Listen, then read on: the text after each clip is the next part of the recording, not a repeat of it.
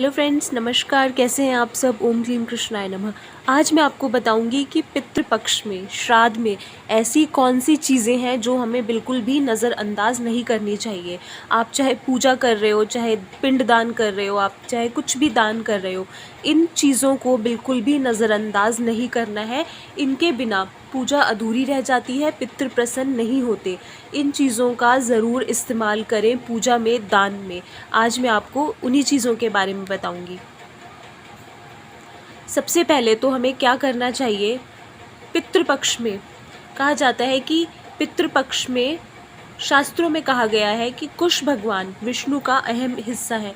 सनातन धर्म में कुश को सबसे शुद्ध माना गया है, इसीलिए श्राद्ध क्रिया के दौरान कुश को शामिल करना बहुत ज़रूरी है। धार्मिक मान्यता है कि कुश की उत्पत्ति भगवान विष्णु के रोम से हुई है, इसीलिए कहा जाता है कि इसे धारण करके तर्पण करने से पितृ की आत्मा को बैकुंठ की प्राप्ति होती है। पितृ बहुत प्रसन्न होते हैं।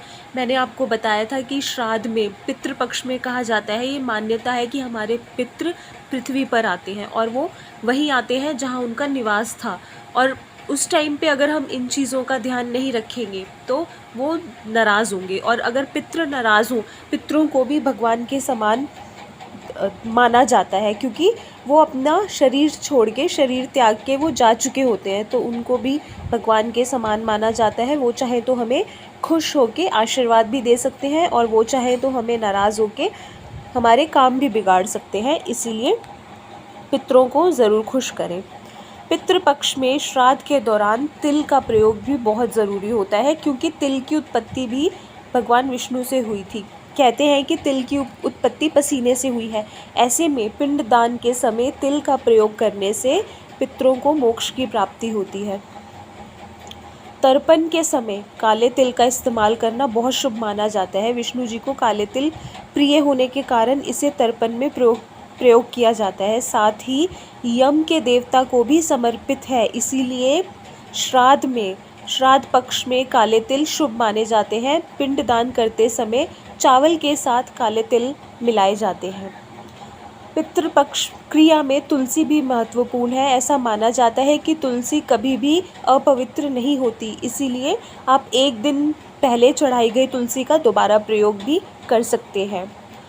पौराणिक ग्रंथों के अनुसार श्राद्ध कर्म के दौरान तुलसी, तिल, गौ, ब्राह्मण मोक्ष प्रदान करते हैं, इसलिए श्राद्ध कर्म के दौरान इनमें से किसी एक का भी प्रयोग पितरों की आत्मा को मुक्ति दिला सकता है। धार्मिक मान्यता है कि तुलसी की गंध से पितृ प्रसन्न होते हैं, इसीलिए पितृपक्ष के दौरान इसका इस्तेमाल करना ज़रूरी है। तो तुलसी का आप ज़रूर इस्तेमाल करें। पौराणिक कथा के अनुसार श्राद्ध कर्म के दौरान तुलसी का प्रयोग करने से पितृ प्रसन्न होते हैं, अपने वंशजों को आशीर्वाद देते हैं, और साथ ही उनकी आत्मा अनंत काल के लिए तृप्त हो जाती है।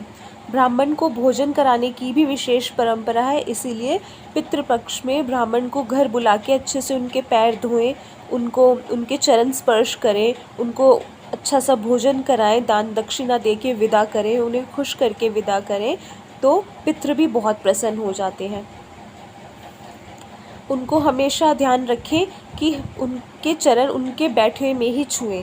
अगर ब्राह्मण खड़े हैं उस समय अगर आप उनके चरण छुएंगे या उनके चरण धोएंगे तो पितृ नाराज़ हो जाते हैं, इसलिए ब्राह्मण को बिठा के ही उनके चरण धोए जाएं तथा उनके चरण स्पर्श करें। पितृपक्ष के दौरान पितरों की आत्मा की शांति के लिए अपने सामर्थ्य अनुसार दान करें, जिससे कि पितृ प्रसन्न होंगे और घर में खुशहाली आएगी। आप क्या क्या चीज़ें दान कर सकते हैं? गाय, भूमि, तिल, सोना, घी, गुड़, वस्त्र, धान्य, चांदी, नमक, इन 10 वस्तुओं का दान महादान माना जाता है, तो इसलिए इनमें से आप कोई भी चीज़ दान कर सकते हैं। इन चीज़ों का विशेष ध्यान रखें।